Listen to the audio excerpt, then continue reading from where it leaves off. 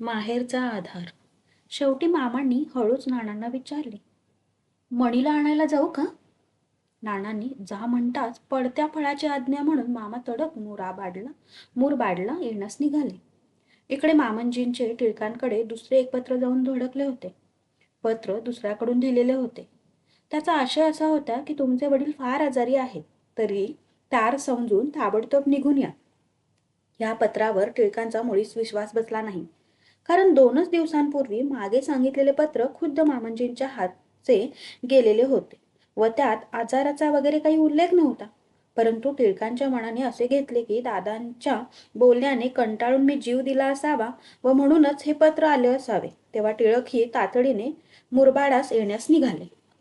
आता मुलगा नाही तर व्याही यांपैकी कोणीतरी येऊन ही देशावरची वाईट पायगुणाची कोकणी स्वयंपाक येत नसलेली अशिक्षित सून आपल्या जवळून घेऊन जाईल या आनंदात मामंजी चूर होऊन गेले होते. तर तिकडे ते दोघे काळजीने हवालदिल होऊन मुरबाडचा प्रवास करीत होते. मुरबाडला मुंबईजवळ आल्याने टिळकांचा आगगाडीचा प्रवास ताबडतोब संपला. आगगाडीस त्या स्टेशनवरून मुरबाड 12-15 मैल असावे. त्यावेळी हा प्रवास बैलगाडीने करावा लागत असे. पण बैलगाडीपेक्षा पायी प्रवास केल्यास आपण लवकर पोचू असे वाटून टिळक पायीच निघाले. पावसाळ्याचे दिवस, तशात भाद्रपदाचा महिना, पण ते तडक चालू लागले. वाटेत एक भली मोठी नदी लागते. तिला पूल नव्हता. तिला पूर आलेला. टिळकाने तिच्यात उडी टाकली व ते पोहून पैलतीराला लागले. पुढचा रस्ता सगळा वाईट. या प्रवासाने त्यांना बराच त्रास झाला. पण घरी मामंजी आपल्या मित्रमंडळींसह मोठमोठ्याने गप्पा मारीत बसले होते. टिळकांनी घरी पोहोचताच पहिला प्रश्न केला, दादा, तुम्हाला कसे वाटते? मला काय झाले आहे? तू आपल्या बायकोला घेऊन जा. माझ्याजवळ ती नको. ती तुला बऱ्याच चहाड्या सांगेल, तर तिचे तू ऐकू नको. ती कधी माझ्याशी बोलत नाही. आणखीनही ते बोलतच होते. पण पुढे काही ऐकण्यास टिळक तेथे थांबलेच नाही. ते तडक आत स्वयंपाकघरात आले. मी तेथे रडत बसले होते. त्यांनी माझी समजूत काढली व आपल्याला मुंबईस काम लागले असून उद्या सकाळी आपण निघू असे त्यांनी मला सांगितले. माझा आनंद गगनात मावेनासा झाला. मामंजींनाही आनंद झाला व दुसऱ्याच दिवशी आम्ही मुंबईला जाण्यास निघालो. आम्ही मुरबाड सोडले सकाळी व त्याच दिवशी गोविंदराव मामा मुरबाडास पोहोचले संध्याकाळी. मी मुरबाडास नाही असे पाहताच त्यांच्या पोटात धस्स झाले. मामंजी त्यांच्याशी धड बोलेनात. तुमची मुलगी तिच्या नवऱ्याबरोबर मुंबईला गेली एवढे मात्र त्यांनी मामांना सांगितले. मुंबईचा आमचा पत्ता विचारला तर मला ठाऊक नाही असे त्यांनी उत्तर दिले. आमच्या मागोमाग मामांनी मुंबईचा रस्ता धरला. ते मुंबईस पोहोचले, पण मला शोधायचे कोठे? अगदी वेड्यासारखे 3 दिवस ते रस्त्याने चाळीकडे पाहत पाहत वणवण करीत होते.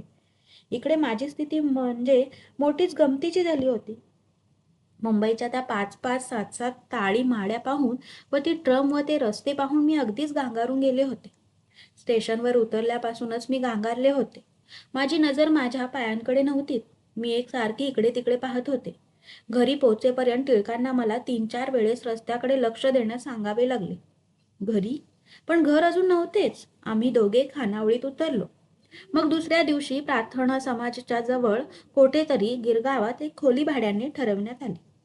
मग मी व टिळकांनी आमचा संसार त्या खोलीत थाटला. घरात सामान सुमान त्यांनी आणून टाकले व मी ते लावण्याचे अंगावर घेतले. पण मुंबईच्या नवलाईने मला इतके भरून टाकले होते की जरा काही झेमी करून किंवा अरे प्राण्या म्हणून कोणी ओरडले की मी बाहेर येऊन डोकावून जात असे. अशीच एकदा बाहेर डोके काढून रस्ता न्याहाळीत असता आ वासून वर पाहत चाललेले मामा मला दिसले.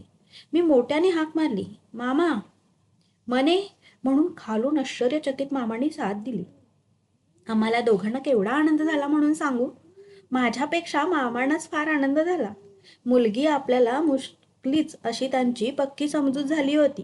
तीच मी मणी अशा रीतीने अचानक सापडले. थोड्या वेळाने सासऱ्या जावयांच्या गाठीभेटी झाल्या. मामांना पाहून टिळकांना फार आनंद वाटला. मामांनी नाना अत्यवस्थ असल्याचे टिळकांना सांगून माझी जलालपुरास जाण्याविषयी परवानगी विचारली. अर्थात टिळक नाही म्हणणे शक्य नव्हते. दुसऱ्या दिवशी मी बोरी बंदरवर पुन्हा दाखल झाले. मामांनी मला बायकांच्या डब्यात बसविले व प्रत्येक स्टेशनवर येऊन ते माझी चौकशी करू लागले. मी त्यांना सर्व ठीक आहे म्हणून सांगत होते, पण खरा प्रकार निराळाच होता. सिंहस्थाचा तो शेवटला महिना होता. डब्यात साऱ्या भाट्या गुजराथ्यांच्या बाया बसल्या होत्या. एकेकीचा दंड तुळईसारखा जाड. मला कोणी बसायलाही जागा देईना. या सगळ्या भाट्यांमध्ये मी एखाद्या लहानशा उंदराप्रमाणे सापडले होते. तरी मी उंदराच्या चिरचिरीप्रमाणे त्यांना मध्येच म्हणे, स्टेशन आले म्हणजे मी स्टेशन मास्तरला सांगेन. पण तेवढ्याने त्या थोडाच दाद देणार. त्यांचे आपले कोपरखळी मारण्याचे व मधून मधून चिमटे घेण्याचे काम चालूच होते. कल्याण सोडल्यावर हळूच एका बाईचे मूल घेऊन मी खेळवू लागले. मला थोडीशी बसायला जागा मिळाली. हळूहळू डब्यातली सारीच मुले माझ्या अंगावर पडली. असो, मुले खेळवीत का होईना, पण सुखरूपपणे चांगले बसून नाशिकपर्यंत पोहोचता आले हे काय थोडे झाले. स्टेशनावर उतरल्यावर गावात जाण्याला टांगेवाले 5 रुपये स्वारी मागू लागले. मामांजवळ तितके पैसे नव्हते. ते म्हणाले, तू टांग्यात जा. मी म्हणे, तुम्ही जा, मी पायी येते. असे करता करता दोघांनीही पायी जाण्याचे ठरवले. आमच्या लोकात बोलण्या चालण्याचा पोच नसतो एवढे मात्र खरे. मामा व मी दगदगीने अतिशय थकलेलो. स्टेशनवरून उन्हातान्हात 6-7 मैल चालून नाशकास आलेलो.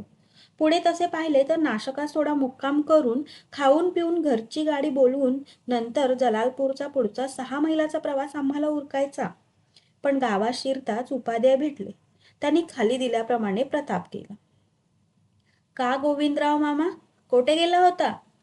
म्हणूला आणायला. किती दिवस झाले? 4. मग नाना गोखले वारले तेव्हा तुम्ही तेथे नव्हता वाटते. हे ऐकल्याबरोबर आम्हा दोघांनाही अतिशय वाईट वाटले. आता खाणेपिणेनी विसावा कसला. आम्ही तडक पायी जलालपूरला जाण्याकरता निघालो. नानांनी जरी मला कधी प्रेमाने कुरवाळले नसले तरी मला त्यांच्या मृत्यूने अतोनात दुःख झाले.